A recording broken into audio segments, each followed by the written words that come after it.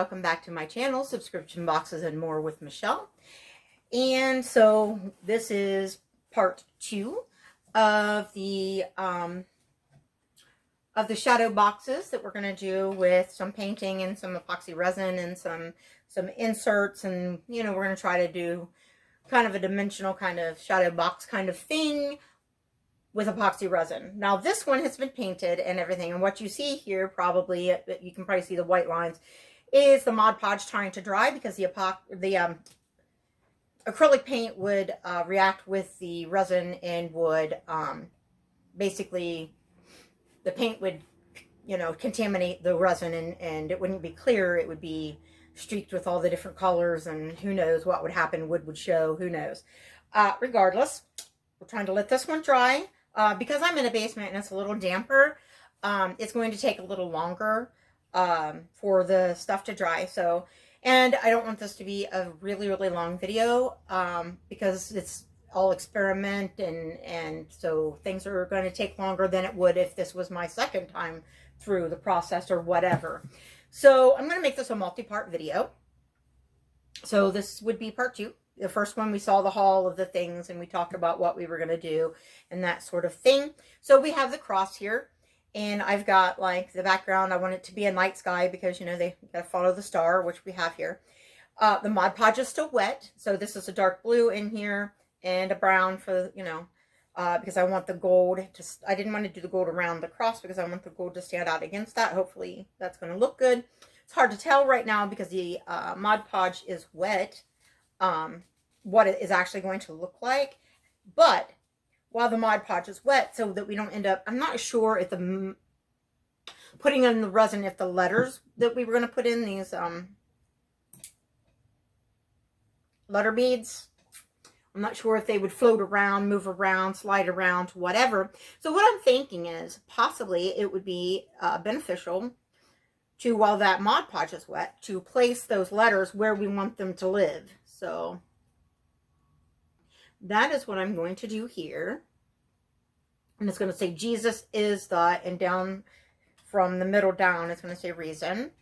I can't put, reason for the season and all that. Then it would just be too much. So I'm going to just say Jesus is the reason.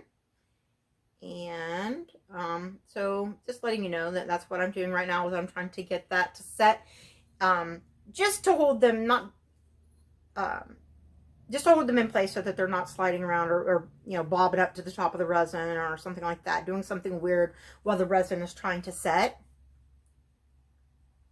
And so I'm not going to make you watch while I set all these.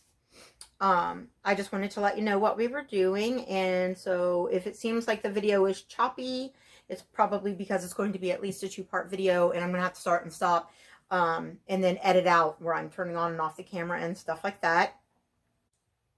The little house, we did do a coat of, a coat of the Mod Podge, and because Mod Podge also reacts with the paint and the marker and everything I used, we lost some of our details. So I'm trying to wait and making sure this is really dry. And I think what I'm going to do is I'm going to go ahead and go over that again, try to add the details again, and then add a little Mod Podge as that dries over top. And maybe with some layers, we'll actually get some detail on the little house that we want, that isn't now brown and blue. And the blue was supposed to be like just on the edges to give a little dimension to the house, and a little shadow because it's supposed to be night. Well, now it's all over it. And also the brown from the house is in the snow. So I'm going to go and I'm going to tidy that up with a little more white acrylic paint, let that dry, and hope that if I'm very, very careful with the Mod Podge, that I can seal that up without losing it again. Might take a couple attempts, but we're going to try to do that. I'm not going to make you sit and watch it, but I'm just telling you what I'm doing, because I'm sure, you can figure out, you don't have to watch me do that and literally sit here and watch paint dry with me. So when I come back, we will be probably putting some resin, a layer of resin. So I don't know if this is going to be a 2 or a 3-part video, but it's going to at least be a 2-part video. And it's going to be done in stages so that hopefully it'll give you some ideas to do it on your own. All right, so let me tell you where we're at. I was filming away, or I thought I was, and I had actually only taken a picture. So here's the octagon one that we are, it's drying with some Mod Podge because I forgot to Mod Podge it and glue down the stuff, and now I had to Mod Podge around it, so we don't know what kind of a mess that's going to be, or I don't know, you probably do know. And so I have this, shadow box here, drying, and the little house is not in yet, and of course the resin's not in yet. There is the little house. I tried to fix it. It's got Mod Podge, but every time I paint it, it looks great. I put the Mod Podge over it, the paint disappears. I don't know what's going to happen with that. There is our cross, however, drying with the, let me see if I can get it this way a little bit. I'm sorry, I know that it's not showing up real well. It has the resin in it, and that's what we missed when I thought I was filming, and I had actually taken a picture and didn't get any filming done. But anyways, there it is so far. Sorry, I'm trying to get it without a glare. We're not doing so well because the light is right over my head, and it's, you know. So anyways, there we go, guys. Part 2 so far has been a bit of a miss rather than a hit. I am using the Amazing Clear Cast, and in that, you know, I had already painted the background, the dark blue, and I got a little bit of the resin on the cross part, the brown. So I just went ahead and, because when I wiped it off, it stayed shiny and glittery. I went ahead and put it on there like it was done purposely. It wasn't, but, you know, it's there now.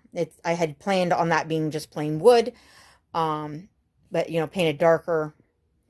I got the resin back behind that nativity scene. Hopefully that's going to hold it in place, and inside that star and stuff as well. But because of the glitter not sticking as well to that plastic, those little ornaments, I also put resin over the glitter to try to, hopefully over the years, you know, whoever ends up with this, that the glitter stays on.